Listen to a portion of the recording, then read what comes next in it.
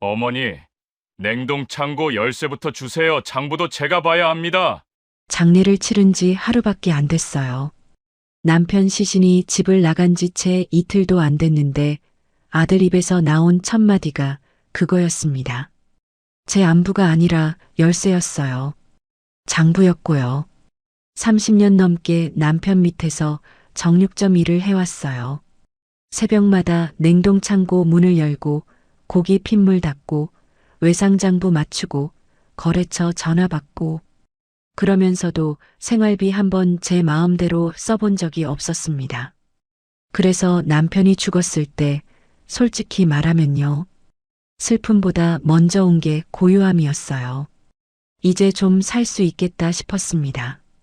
그런데 왜 그날부터 아들은 저를 본점에서 밀어내기 시작했을까요? 시작 전 구독과 좋아요로 함께 해주시고 어느 지역에서 듣고 계신지 댓글로 한 번씩만 남겨주세요. 그곳에 행복이 닿길 바라겠습니다. 남편이 죽고 나서 장례를 치르는 며칠 동안 저는 이상하게도 울음이 잘 나오지 않았어요. 슬프지 않았던 게 아닙니다. 30년 넘게 같이 산 사람인데 감정이 없을 리가 없죠. 근데 막상 빈소 의자에 앉아 있으면 눈물보다 먼저 오는 게 허탈함이었어요. 그리고 허탈함보다 먼저 오는 게 말로 설명하기 어려운 고요함이었습니다. 그 고요함이 오히려 저를 더 당황하게 했어요. 내가 이래도 되나 싶기도 했고요. 문상객들이 오면 저는 고개 숙이고 감사합니다 했어요. 누가 손 잡아주면 그때 잠깐 눈물이 나오기도 했습니다. 그런데 그게 남편이 그리워서인지 아니면 그냥 몸이 오래 버티다 잠깐 무너진 건지 솔직히 저도 잘 모르겠어요. 30년을 살아도 정이라는 게 뭔지 모르는 부부가 있습니다. 저희가 딱 그랬거든요. 동철 씨는 제 삶을 아주 촘촘하게 쥐고 있는 사람이었어요. 생활비는 날짜 맞춰 봉투로 받았어야 했습니다. 그것도 제가 먼저 달라고 하면 안 됐어요. 날짜가 되면 동철 씨가 꺼내주는 거고 그게 며칠 늦어도 저는 기다려야 했습니다. 반찬값이 조금 늘면 통장 내역을 들이댔고 제가 가게 일 끝내고 조금 늦는다 싶으면 전화부터 왔어요. 지금 어디야? 왜 이렇게 늦어? 그게 걱정이 아니라는 걸 저는 알고 있었습니다. 확인이었거든요. 내가 어디 있나, 뭘 하나, 혹시 돈을 쓰고 있나? 그런 거였어요. 가게 실무는 전부 저한테 맡기면서도 거래처 사람들 앞에서는 자기가 다 굴리는 것처럼 행동했습니다. 거래처 사장이 찾아오면 동철 씨가 앞에 나서서 악수하고 단가 이야기하고 식사 자리 잡았어요. 그 뒤처리는 다 저였지만요. 저는 그냥 사장 마누라였습니다.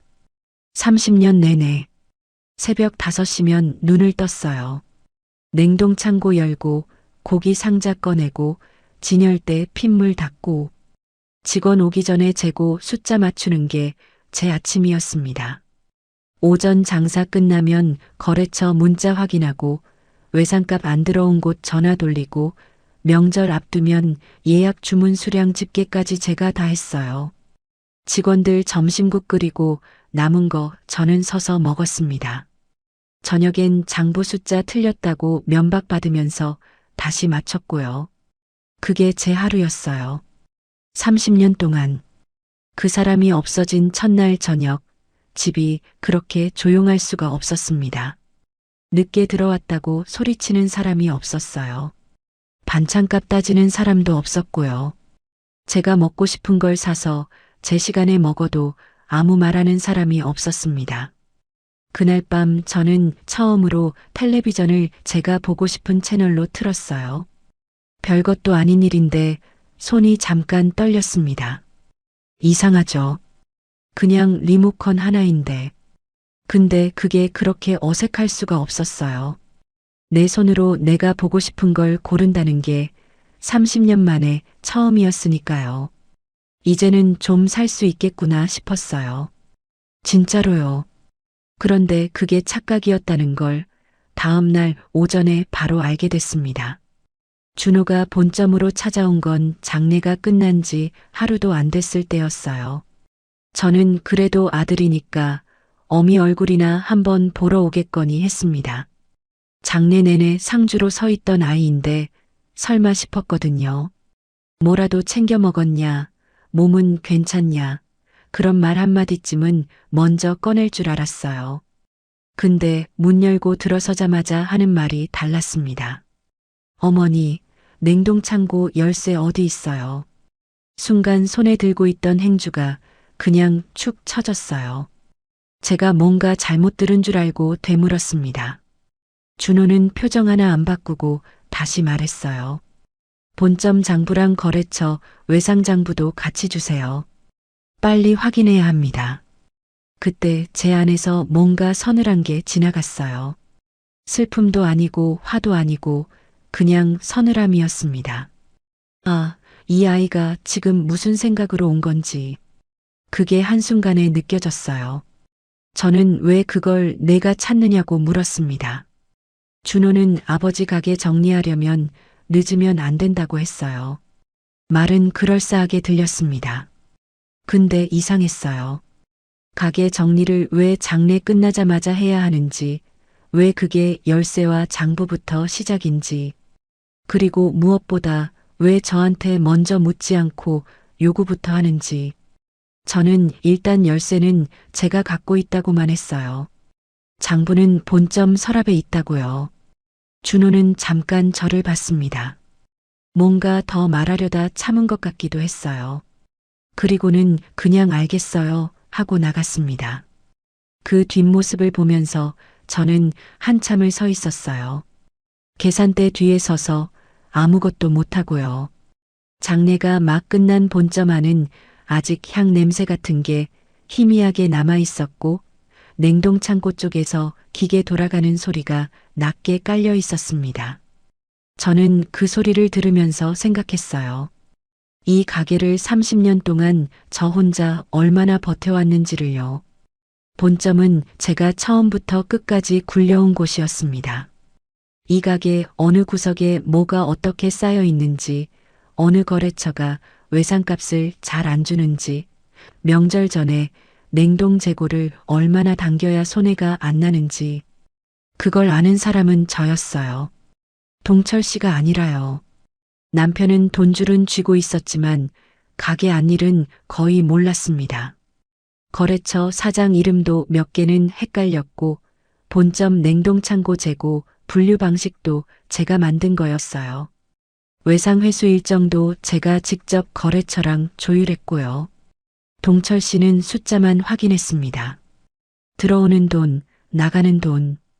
그게 맞으면 됐고 안 맞으면 저한테 면박을 줬어요. 그런데 지금 아들은 그 가게 돈줄부터 찾고 있었습니다. 그날 저녁 저는 집에 와서 찬장에서 오래된 보리차 티백을 꺼내 물을 올렸어요. 아무 생각 없이 그냥 손이 가는 대로 했습니다. 물이 끓는 동안 저는 식탁 의자에 앉아서 창밖을 봤어요. 아무것도 안 보였습니다. 그냥 어두웠어요. 자유가 온 줄 알았습니다. 남편이 없어지면 이제 내 삶이 생기는 줄 알았어요. 근데 그날 하루 만에 알았습니다. 남편 자리가 비자마자 아들이 그 자리를 채우러 오고 있었다는 걸요. 열쇠 하나였어요. 준호가 찾은 게. 근데 그 열쇠 하나가 그냥 열쇠가 아니었습니다. 그건 이 가게 전체를 누가 쥐느냐의 문제였어요. 그리고 준호는 그걸 처음부터 알고 온 것 같았습니다. 저는 그날 밤 오래 잠을 못 잤어요. 보리차 한 잔 다 식도록 앉아 있다가 결국 냉동창고 열쇠를 꺼내서 제 앞치마 주머니 깊숙이 넣었습니다. 그러고 나서야 겨우 눈을 붙일 수 있었어요. 준호는 왜 장례가 끝나자마자 열쇠부터 찾았을까요? 그 답은 다음 날 다시 본점에 나타난 아들을 보면서 알게 됐습니다. 장례가 끝난 지 이틀째 되던 날 아침이었어요. 저는 본점에 일찍 나왔습니다. 딱히 할 일이 있어서라기보다 집에 있으면 더 이상했거든요. 아무것도 안 하고 방 안에 앉아 있으면 생각이 너무 많아졌어요. 그래서 그냥 몸이 익숙한 대로 움직인 겁니다. 앞치마 두르고 냉동창고 온도 확인하고 진열대 정리하고 그게 저한테는 오히려 버티는 방식이었어요. 오전 햇살이 본점 유리문으로 들어오고 있었습니다. 직원 한 명이 출근해서 고기 손질 준비를 하고 있었고 저는 계산대 옆에 서서 거래처 문자 몇 개를 확인하고 있었어요. 남편이 죽었다는 소식 듣고 연락 온 곳들이 있었거든요. 조회 문자도 있었고 앞으로 납품 어떻게 되느냐고 슬쩍 물어보는 곳도 있었습니다. 아직 장례 끝난 지 이틀밖에 안 됐는데 거래처는 벌써 다음을 보고 있었어요. 그때 준호가 들어왔습니다. 그런데 이번에는 혼자가 아니었어요. 3호점에서 일하던 직원을 데리고 왔습니다. 저는 처음에 그냥 같이 오는 길이었나 보다 했어요. 근데 아니었습니다. 준호는 들어오자마자 그 직원한테 눈짓을 하더니 냉동창고 쪽으로 먼저 가보라고 했어요.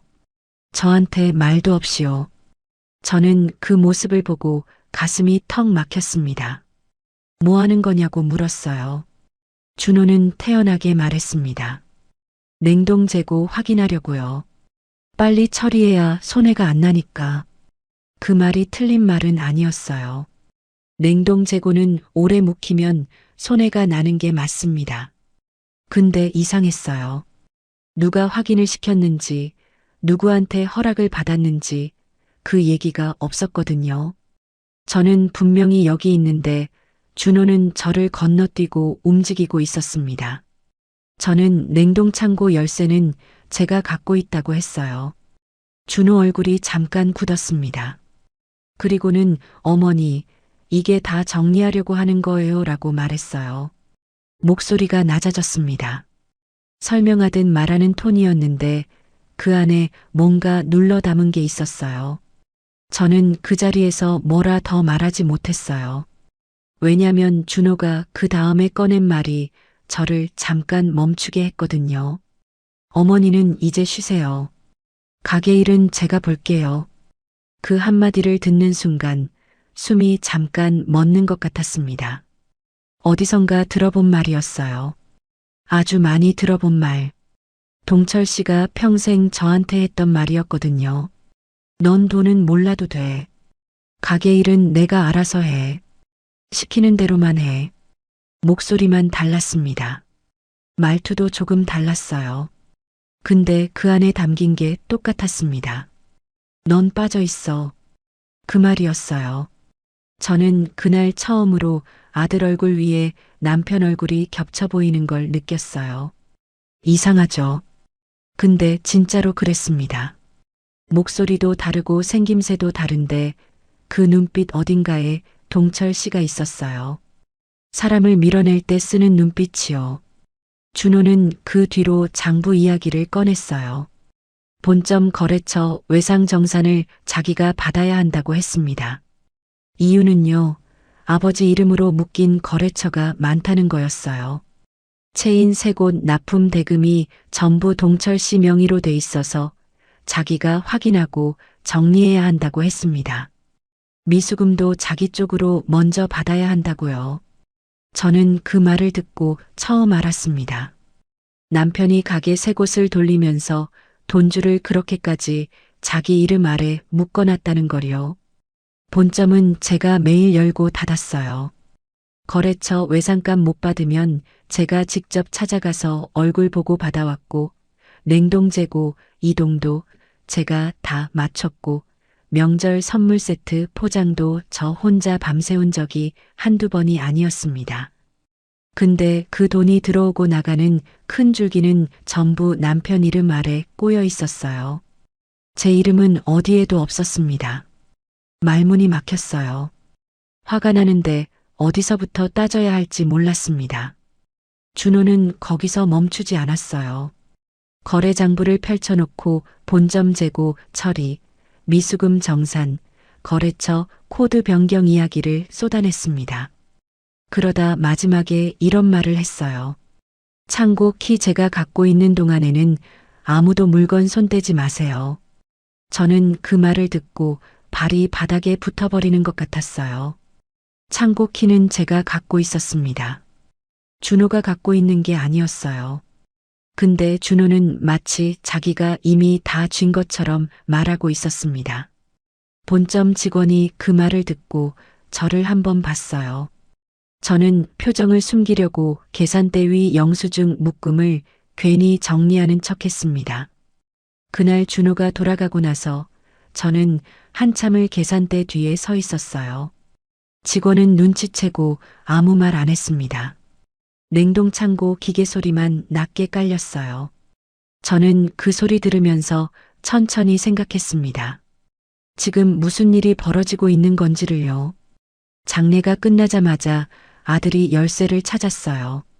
이틀 만에 재고 확인한다고 직원을 데리고 왔고 미수금은 자기가 받겠다고 했습니다. 거래처 코드 변경도 자기 쪽으로 하겠다고 했어요. 그리고 저한테는 이제 쉬라고 했습니다. 쉬라는 말이요. 30년을 이 가게에서 산 사람한테요. 저는 그게 배려가 아니라는 걸 알았어요. 그건 밀어내는 말이었습니다. 부드럽게 포장한 퇴장 요구였어요. 남편이 살아있을 때도 그랬거든요. 동철 씨는 저를 면박 줄 때 소리를 지른 적이 거의 없었어요. 늘 이런 식이었습니다. 조용한 목소리로 그러나 확실하게 선을 긋는 방식이요. 준호는 그걸 그대로 배워온 거였습니다. 그날 저녁집에 돌아와서 저는 앞치마를 벗지도 않고 식탁 앞에 앉았어요. 냉장고에서 물 한 잔 꺼내서 마시고 한참을 멍하니 있었습니다. 전기요금 고지서가 식탁 한쪽에 놓여 있었어요. 약봉지도 있었고요. 고혈압 약이었습니다. 제가 몇 년째 먹고 있는 거예요. 저는 그 약봉지를 보면서 생각했어요. 이 약은 내가 챙겨 먹고, 이 고지서는 내가 내야 하고, 이 가게는 내가 30년을 굴렸는데, 지금 내 아들은 나한테 쉬라고 합니다.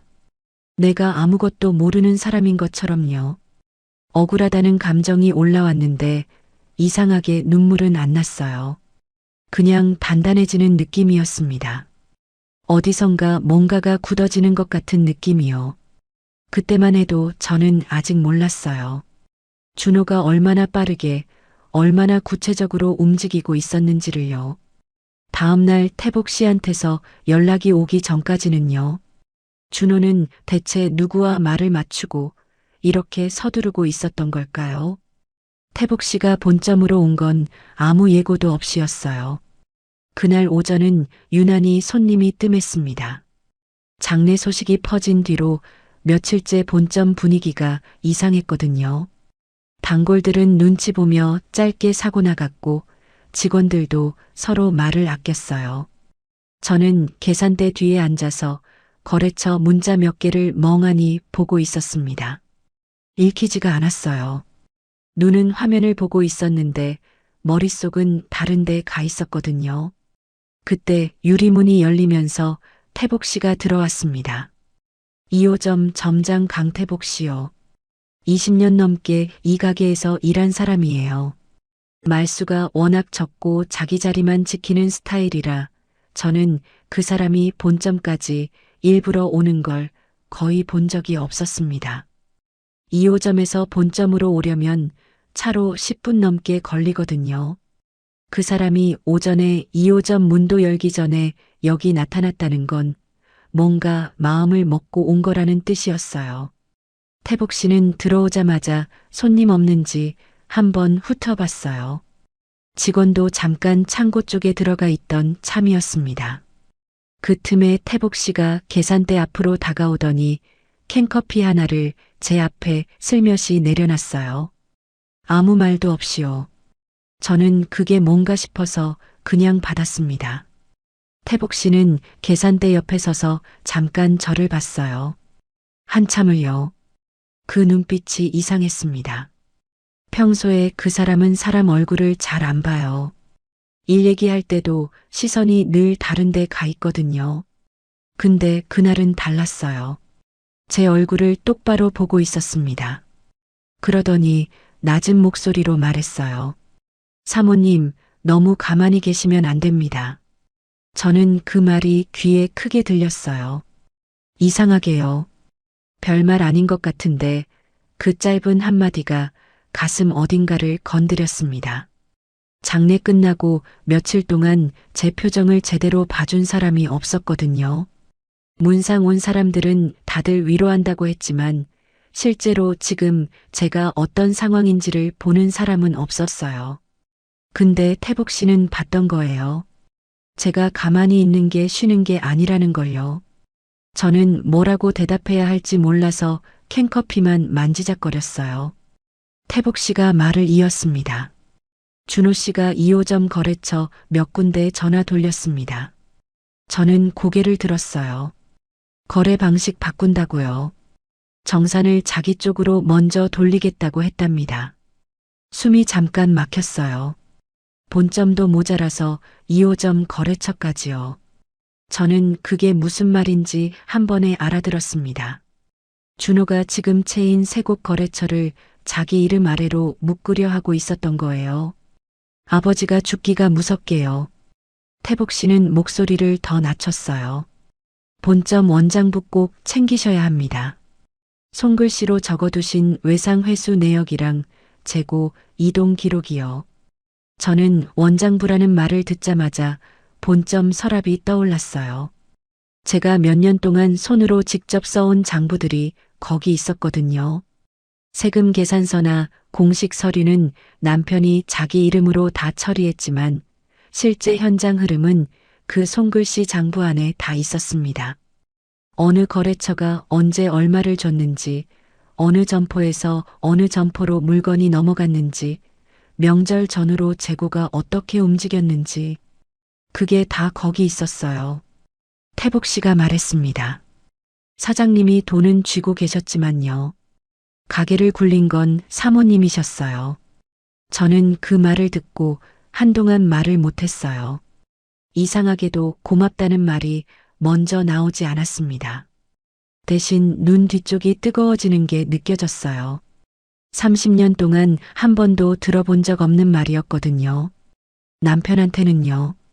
제가 아무리 이래도 동철 씨는 그게 당연한 줄 알았습니다.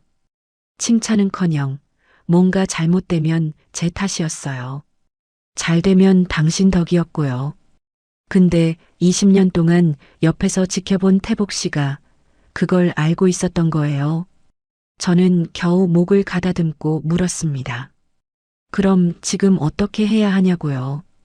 태복 씨는 잠깐 생각하더니 말했어요. 원장부 먼저 찾으세요. 그리고 냉동창고 재고 인수 확인표도요. 거기 사모님 서명이랑 메모가 남아있을 겁니다. 저는 그 말이 끝나기 무섭게 계산대 서랍을 열었어요. 평소 쓰던 서랍 말고 계산대 맨 아래 칸이요. 거기에 오래된 서류들을 묶어서 넣어둔 게 있었거든요. 잡동사니처럼 보여서 아무도 잘 안 건드리는 자리였습니다. 꺼내보니 있었어요. 낡은 플라스틱 서류함 안에 제 손글씨로 된 장부 몇 건이 들어 있었습니다. 표지가 다해지고 모서리가 접혀 있었어요. 펼쳐보니 제 글씨가 빽빽하게 들어차 있었습니다. 날짜, 거래처 이름, 입금 금액, 미수 금액. 어느 날은 메모가 옆에 붙어 있었어요. 전화했는데 이번 주 준다고 함, 이런 식으로요. 제가 직접 거래처 사람이랑 통화하면서 적어둔 것들이었습니다. 손이 떨렸어요. 이게 다 제가 한 일이었는데 이 숫자들이 다 제가 발로 뛰고 전화하고 얼굴 보고 받아낸 돈들인데 남편 이름 아래 들어가서 사라진 돈들이었는데 태복 씨가 그 장부를 보더니 말했어요. 이게 있으면 됩니다. 저는 냉동 창고 쪽으로도 갔어요. 창고 안쪽 선반에 재고 인수 확인표 묶음이 있었습니다. 거기에는 본점에서 2호점, 3호점으로 넘긴 물량이 날짜별로 적혀 있었어요. 제 서명이 들어간 게 대부분이었습니다. 남편 서명이 들어간 건 거의 없었어요. 태복 씨는 그걸 보고 고개를 끄덕였습니다. 그리고 또 하나를 말해줬어요. 본점 상가 임대차 보증금 반환은 단순히 상속으로만 끝나는 게 아니라는 거였습니다. 실제 인도와 정산 확인이 함께 붙어야 하고 서류가 생각보다 복잡하게 얽혀 있다고 했어요. 남편이 그걸 생전에 일부러 더 꼬아놨다는 말까지 들었을 때 저는 등골이 서늘해졌습니다. 동철 씨는 죽고 나서도 쉽게 돈이 안 풀리도록 판을 짜놨던 거예요. 그리고 준호는 그 구조를 이미 알고 자기가 먼저 움직이면 선점할 수 있다는 걸 알고 서두르고 있었던 겁니다. 저는 장부를 가슴에 안고 창고 문을 닫았어요. 차가운 냉기가 잠깐 얼굴에 닿았습니다. 저는 그 차가움을 느끼면서 생각했어요. 내가 이걸 그냥 내줄 수 없다고요. 태복 씨가 본점을 나서면서 조용히 말했습니다. 사모님이 움직이셔야 합니다. 저는 옆에 있겠습니다. 그 말이 오래 남았어요. 20년 동안 말 한마디 아끼던 사람이 그날 처음으로 제 편이라는 걸 분명하게 말해준 거니까요. 저는 그날 이후 처음으로 생각했어요. 내가 정말 아무것도 모르는 사람이 아닐 수도 있겠구나 하고요. 30년 동안 제 손으로 굴린 가게인데 그 흔적이 다 여기 남아 있는데 남편 이름 뒤에 숨어 있었을 뿐이지 이 가게 진짜 주인이 누구였는지는 장부가 알고 있었습니다. 그렇다면 남편이 숨겨둔 마지막 돈줄은 대체 어디에 묶여 있었을까요? 태복 씨가 다녀간 다음 날부터 준호의 태도가 달라졌어요. 전에는 그래도 포장이라도 했습니다. 어머니 쉬세요. 제가 정리할게요. 이런 식으로요. 말은 거슬렸지만 그래도 겉으로는 아들 노릇하는 척이라도 했어요. 근데 그 다음부터는 그 포장도 없어졌습니다. 아예 대놓고 제가 본점 실무에 손 떼는 걸 불편해하기 시작했어요. 제가 뭔가를 하려 하면 자기가 한다고 가로챘고 제가 어디 가려 하면 왜 가느냐고 물었습니다. 말은 정중했어요. 근데 그 안에 담긴 건 정중함이 아니었어요. 통제였습니다.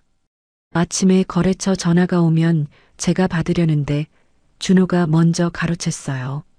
제가 받을게요. 저는 그 자리에 서서 준호가 통화하는 걸 그냥 듣고 있어야 했습니다. 제가 10년 넘게 거래해온 곳이었어요. 담당자 이름도 알고 그 사람 목소리만 들어도 오늘 기분이 어떤지 알 만큼 오래된 거래처였습니다. 근데 준호는 그 담당자 이름도 몰랐어요. 통화하면서 어물어물하는 게 들렸어요.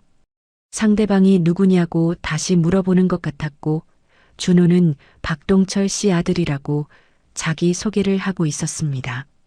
제가 옆에 있는데도요. 저는 계산대 뒤에 서서 그 통화를 들으면서 손을 앞치마에 닦았어요. 닦을 것도 없었는데 그냥 손이 갔습니다. 뭔가를 해야 할 것 같은데 할 수 없을 때 손이 가는 데가 거기였거든요. 앞치마요. 30년 동안 그래왔으니까요. 냉동 창고 재고 확인도 마찬가지였어요. 제가 창고 쪽으로 가려 하면 준호가 따라왔습니다. 뭐하러 가느냐고 물었어요. 재고 확인한다고 하면 자기가 나중에 보겠다고 했습니다. 제가 그 창고 문을 30년 동안 하루도 안 빠지고 열었는데 아들이 따라다니면서 왜 가느냐고 묻는 거예요. 숨이 막혔어요. 근데 그 자리에서 크게 따지지 않았습니다. 아직은 때가 아니라는 걸 몸이 먼저 알았거든요. 그러다 결정적인 일이 생겼어요. 어느 날 오전이었습니다. 본점 직원 2명이 진열대 정리를 하고 있었어요. 준호가 그 앞에 서더니 이렇게 말했습니다. 앞으로 중요한 거 있으면 저한테 먼저 얘기하세요. 어머니한테 말씀드리지 말고요. 저는 계산대 뒤에서 그 말을 들었어요. 얼굴이 확 달아올랐습니다. 귀까지 뜨거워지는 게 느껴졌어요. 직원들이 순간 눈을 어디 둬야 할지 몰라 하는 게 보였어요. 한 명은 고개를 숙였고 한 명은 저를 잠깐 봤다가 시선을 돌렸습니다. 그 눈빛이 지금도 기억나요. 미안하다는 건지, 난처하다는 건지, 아니면 그냥 어쩔 수 없다는 건지. 그 직원도 잘 모르는 표정이었어요. 저는 그 매장 바닥을 얼마나 많이 닦았는지 아는 사람입니다. 새벽에 혼자 나와서 고기 핏물 바닥에 고이면 직접 닦았어요. 직원들 아프다고 못 나오면 제가 혼자 장사했습니다. 명절 전날 밤에 선물 세트 포장 못 끝내면 저 혼자 밤을 샜어요. 거래처에서 돈 안 준다고 버티면 제가 직접 찾아가서 얼굴 보고 받아왔습니다. 어떤 날은 그 사람 사무실에서 2시간을 기다린 적도 있었어요. 그렇게 받아온 돈이었습니다. 그 매장이었어요. 제 30년이 다 박혀 있는 곳이었습니다. 근데 장례 치른 지 며칠 됐다고 아들이 직원들 앞에서 저를 한순간에 일 모르는 늙은 여자처럼 만들어버리는 거예요. 저는 그 자리에서 아무 말도 안 했어요. 크게 따지지 않았습니다. 화를 내봤자 제가 지는 거라는 걸 알았거든요. 준호는 제가 감정적으로 나오길 기다리고 있었던 것 같았어요. 제가 소리라도 지르면 어머니가 힘드셔서 그러신다고 정리해버릴 게 눈에 보였습니다. 그래서 참았어요. 꾹 눌러 담았습니다. 입술을 꽉 다물고 앞치마 끝을 손에 쥐었어요. 그게 그날 제가 할 수 있는 전부였습니다. 근데 속으로는 뭔가가 굳어지고 있었어요. 돌처럼요. 오후에 준호는 서류 몇 장을 들고 왔어요. 아버지 서랍에서 찾았다고 했습니다. 거래처 정산 계좌 목록이랑 점포 관련 메모, 보증금 관련 쪽지였어요. 준호는 그걸 계산대 위에 펼쳐놓고 말했습니다. 이게 다 아버지 이름으로 돼 있거든요. 어머니가 괜히 끼면 더 복잡해집니다. 괜히 낀다는 말이요. 저는 그 말을 듣고 잠깐 눈을 감았습니다. 괜히. 그 단어요. 30년을 이 가게에 바친 사람한테 괜히라는 말을 쓴 거예요. 화가 나는 게 아니었어요. 그것보다 더 깊은 데서 올라오는 뭔가였습니다. 말로 표현하기 어려운 감정이요. 내가 이 아들한테 뭐였나 싶은 거요. 그냥 가게 아주머니였나? 아니면 집에 딸려있는 살림 도구였나? 저는 아무 말 없이 그 서류들을 봤어요. 준호가 들고 온 서류들이었는데 거기에는 제 이름이 하나도 없었습니다. 동철 씨 이름만 있었어요. 가게 계좌도 정산 메모도 보증금 쪽지도 전부요. 남편은 살아있는 동안 철저하게 그랬어요. 돈이 들어오고 나가는 모든 공식 서류에는 자기 이름만 올렸습니다. 제가 그 일을 했어도요. 제가 그 돈을 받아냈어도요. 근데 저는 알았어요.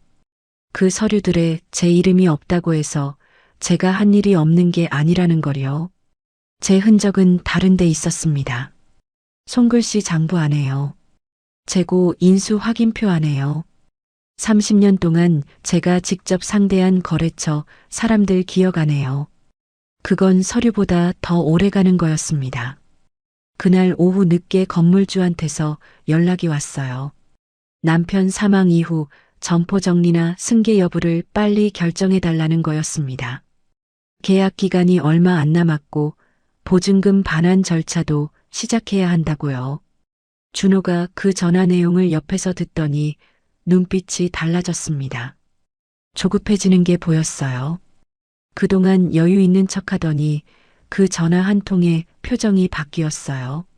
저는 그걸 보면서 알았습니다. 준호가 서두르는 이유를요. 거래처 정산금도 냉동재고 처리금도 보증금 반환 문제도 누가 먼저 손에 넣느냐에 따라 판이 달라지는 거였어요. 준호는 그 구조를 처음부터 알고 움직이고 있었습니다. 아버지가 죽기 전에 이미 그림을 그려놨던 건지 아니면 죽고 나서 바로 파악한 건지는 모르겠어요. 근데 어느 쪽이든 준호는 처음부터 정리가 아니라 선점을 하러 온 거였습니다. 준호는 건물주한테 자기가 직접 연락하겠다고 했어요. 저한테는 또 이 말이 나왔습니다.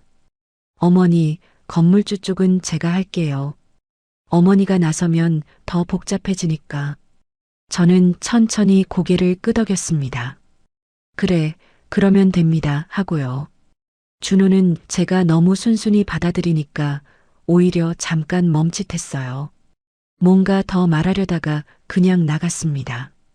저는 그 뒷모습을 보면서 건물주 연락처를 제 전화기에 저장했어요.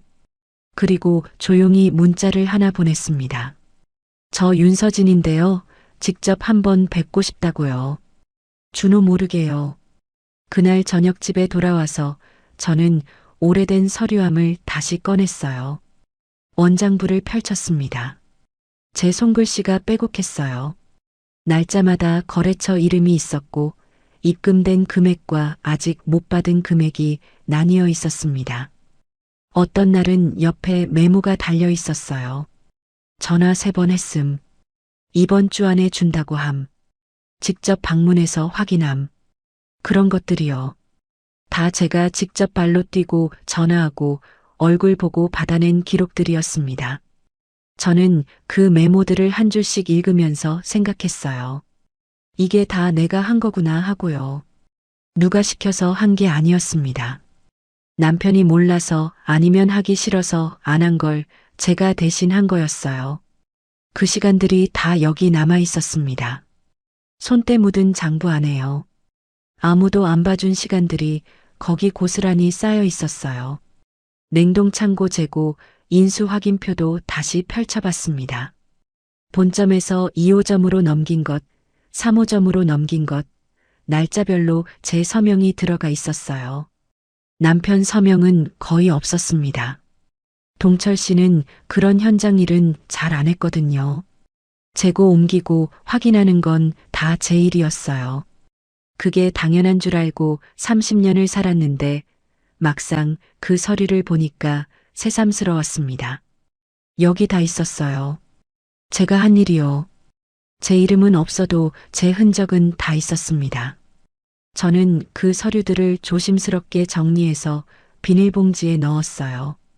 그리고 제 가방 안쪽 깊숙이 집어넣었습니다. 아무도 모르게요. 준호도 직원들도요. 그날 밤은 이상하게 잠이 잘 왔어요. 전날까지는 자다가 자꾸 깼는데 그날은 눕자마자 눈이 감겼습니다. 뭔가 결심을 하고 나면 몸이 오히려 편해지는 게 있잖아요.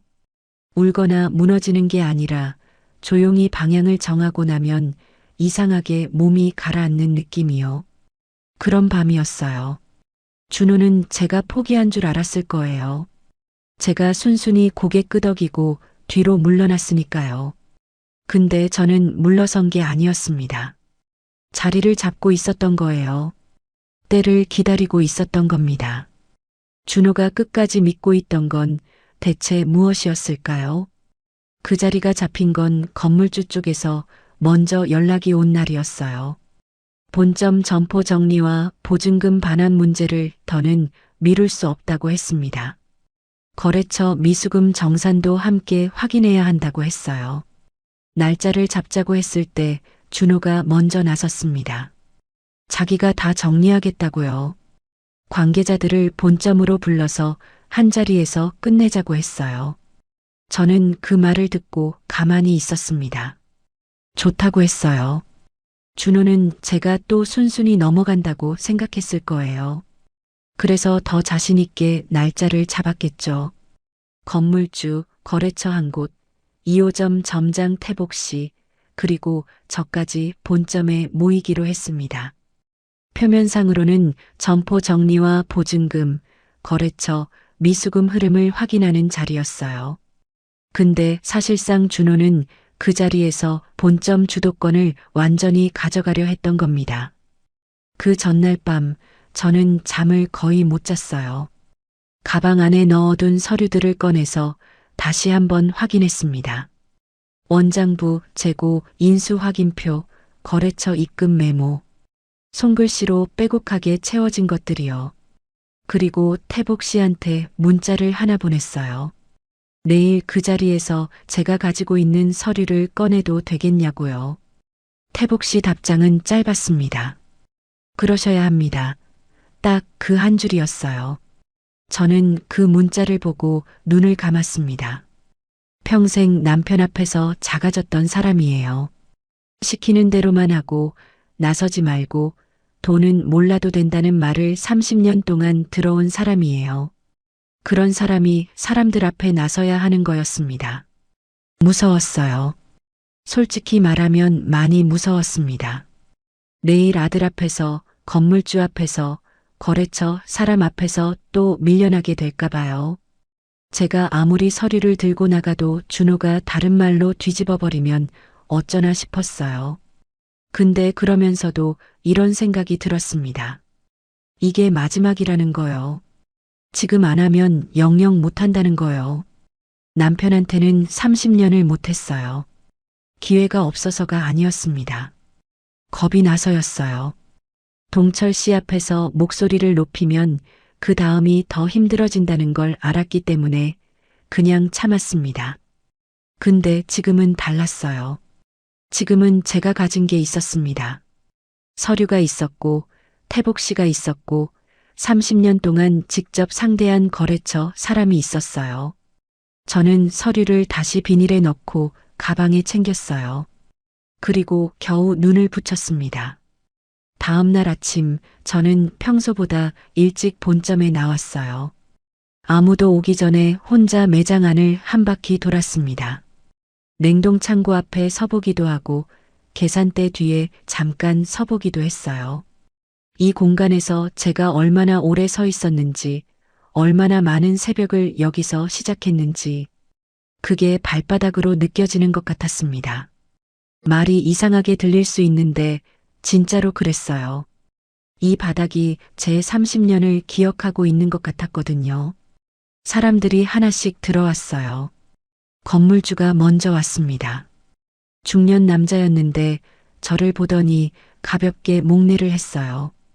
그 다음에 거래처 사람이 왔고 태복 씨가 들어왔습니다. 태복 씨는 들어오면서 저를 딱 한 번 봤어요. 눈빛으로 다 됐다고 하는 것 같았습니다. 준호는 마지막으로 들어왔어요. 서류 봉투를 들고요. 자신 있는 표정이었습니다. 그 표정이 아버지랑 너무 비슷했어요. 내가 이미 다 알고 있다는 얼굴이요. 내가 이 판을 쥐고 있다는 얼굴이요.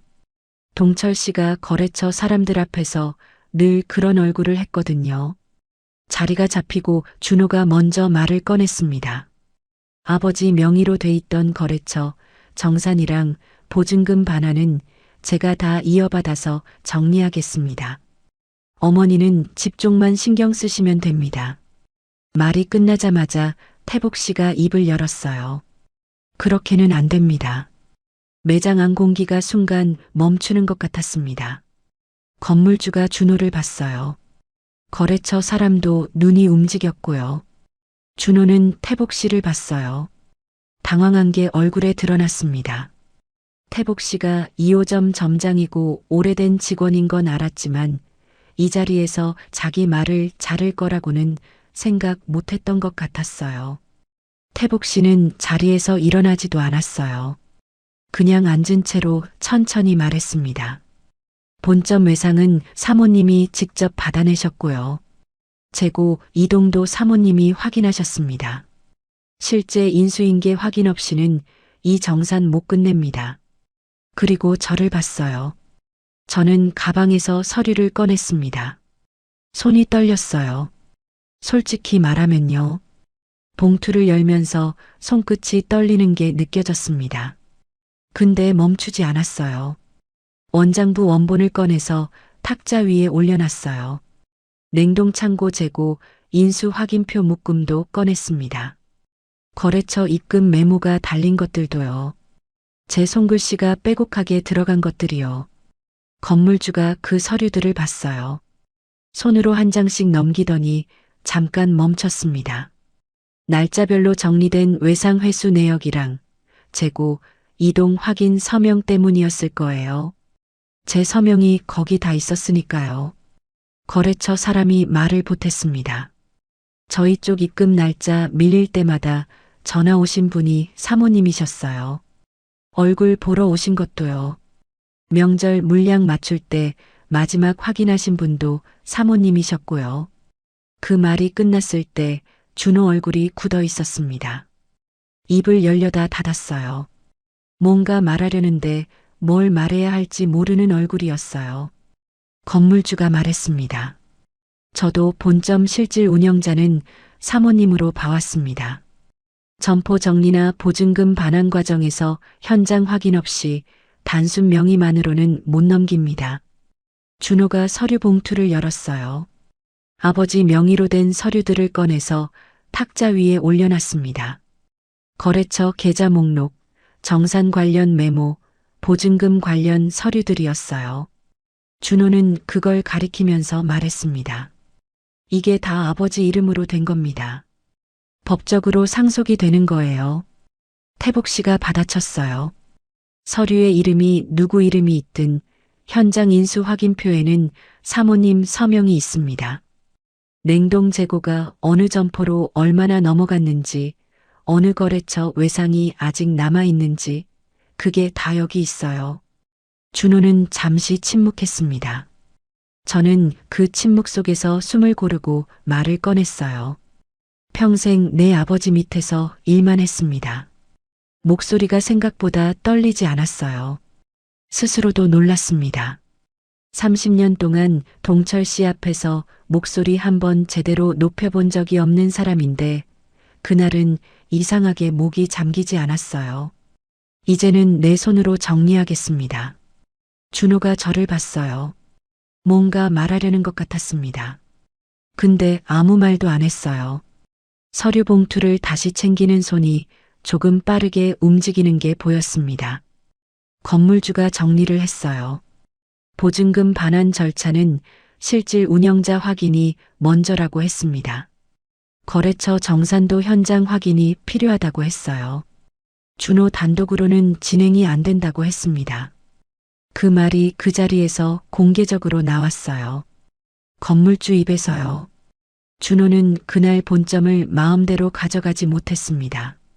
거래처 코드 변경도, 정산 승인도, 보증금 반환도 제 확인 없이는 움직일 수 없다는 게 그 자리에서 다 드러났어요.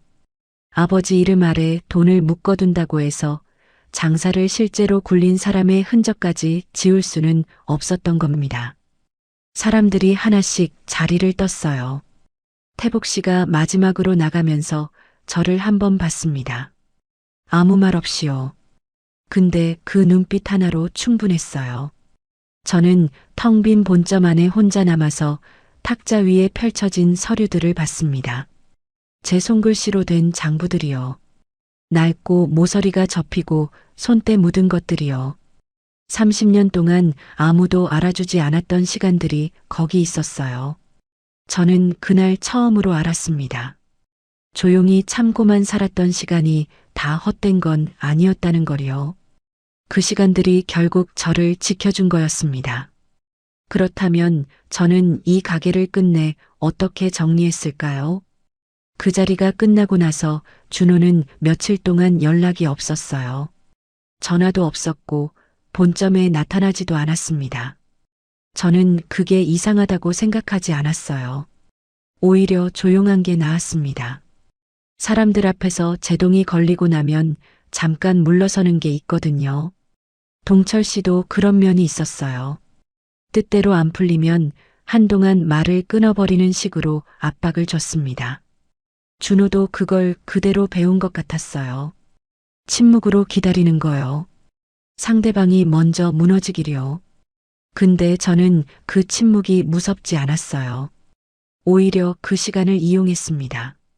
준호가 빠진 사이에 저는 건물주를 먼저 만났어요. 단둘이요. 준호 없이 직접 만나서 보증금 반환 절차를 처음부터 다시 확인했습니다. 건물주는 처음에 좀 조심스러워했어요. 아들과 어머니 사이에 껴있는 게 불편했던 거겠죠. 근데 제가 서류를 가지고 가서 차근차근 얘기하니까 달라졌어요. 실질 운영자가 누구였는지, 현장 확인이 어떻게 돼 있는지를 보더니 고개를 끄덕였습니다. 보증금 반환 절차에서 제 확인이 필요하다는 게 공식적으로 정리됐어요. 준호 단독으로는 안 된다는 거요. 그게 서류로 남았습니다. 제 이름으로요. 처음이었어요. 이 가게 관련 서류에 제 이름이 들어가는 게요. 30년 동안 한 번도 없던 일이었습니다. 거래처 미수금도 하나씩 정리했어요. 태복 씨가 도와줬습니다. 2호점 거래처 쪽은 태복 씨가 직접 연락을 돌렸고 본점 쪽은 제가 직접 전화했어요. 오래된 거래처들은 대부분 저를 알았습니다. 사장님 돌아가셨다는 거 알고 있었고 앞으로 어떻게 되느냐고 물어보는 곳도 있었어요. 저는 천천히 설명했습니다. 제가 정리하겠다고요. 미수금은 제 쪽으로 정산하면 된다고요. 어떤 거래처 사장은 전화 끊기 전에 이런 말을 했어요. 사모님이 직접 하시는 거 맞죠? 그럼 됩니다. 그 말이 짧은데 이상하게 오래 남았어요. 그 사람은 저를 믿고 있었던 거잖아요. 남편 이름이 아니라 저를요. 30년 동안 제가 전화하고 얼굴 보고 쌓아온 신뢰였는데 저는 그걸 당연한 줄만 알고 살았던 거예요. 냉동창고 재고도 정리했습니다. 태복 씨랑 같이 남은 재고를 점검했어요. 처리할 수 있는 건 거래처에 넘기고 2호점으로 이동할 수 있는 건 이동했습니다. 3호점 쪽 재고는 거기 직원이랑 따로 협의했어요. 준호가 처음에 이걸 빨리 털어야 한다고 했던 게 생각났습니다. 맞는 말이긴 했어요.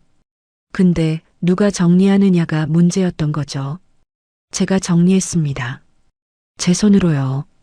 그렇게 며칠을 보내고 나서 준호한테서 연락이 왔어요. 문자였습니다. 한번 보자고 했어요. 저는 알겠다고 했습니다. 본점에서 보자고 했어요. 집이 아니라 본점으로요. 이유는 저도 잘 몰라요. 그냥 그 공간에서 마지막 이야기를 하고 싶었던 것 같아요. 30년을 버텨온 곳에서요. 준호가 왔어요. 예전처럼 자신 있는 표정은 아니었습니다. 좀 지쳐 보였어요. 들어오면서 계산대 쪽을 한번 봤어요. 그 시선이 뭘 보는 건지 알 것 같았습니다. 이 가게가 이제 어떻게 되는 건지 확인하려는 거요. 준호는 앉자마자 말을 꺼냈습니다. 어머니, 저 욕심 부린 거 압니다. 저는 아무 말 안 했어요. 기다렸습니다. 아버지가 다 정리해놨다고 했거든요. 제가 움직이면 된다고요. 그 말을 듣는 순간 뭔가가 딱 맞아 들어가는 느낌이 들었어요. 아, 그랬구나 싶었습니다. 준호가 장례 끝나자마자 그렇게 서두른 이유가 있었던 거예요. 동철 씨가 살아있을 때 이미 아들한테 뭔가를 얘기해놨던 거였습니다. 자기 이름 아래 다 묶어놨으니까 나중에 내가 움직이면 된다고요. 그렇게 가르쳐놨던 거예요. 남편은 저한테는 아무 말도 안 했어요. 30년을 같이 살면서 단 한 번도요. 저는 잠깐 눈을 내리깔았어요. 화가 나는 건지, 허탈한 건지, 그것도 아니면 그냥 슬픈 건지 잘 모르겠었습니다. 다 섞여 있었어요. 준호한테 말했습니다. 나도 압니다. 아버지가 그랬다는 거요. 준호가 저를 봤어요. 근데 나는 30년 동안 이 가게를 내 손으로 굴렸습니다. 아버지가 뭐라고 해놨든 그건 그 사람 말이고요. 이 가게 안에 남아있는 건 내 흔적이에요. 준호는 한동안 말이 없었어요. 반박하지 않았습니다. 그게 오히려 더 많은 말을 하는 것 같았어요. 저는 그날 준호한테 한 가지만 말했습니다. 앞으로 가게 관련 일은 제가 결정한다고요. 3호점은 정리 방향을 따로 결정할 거고 2호점은 태복시 체제로 유지할 거고 본점은 재고 다 정리하고 나서 점포를 넘기는 방식으로 가겠다고요. 준호가 관여할 부분은 없다고 했습니다. 상속 관련 법적인 부분은 따로 정리하겠다고요. 준호는 한참 있다가 알겠다고 했어요. 그 말이 진심인지 아닌지는 몰라요. 근데 그날 이후 준호는 본점에 다시 오지 않았습니다. 본점 간판을 내리던 날이 왔어요. 재고를 다 정리하고 거래처 미수금도 마무리하고 건물주랑 보증금 반환 절차도 다 끝낸 뒤였습니다. 마지막으로 열쇠를 건물주한테 넘기는 날이었어요. 저는 그날 아침 일찍 혼자 본점에 갔어요. 아무도 없는 시간에요.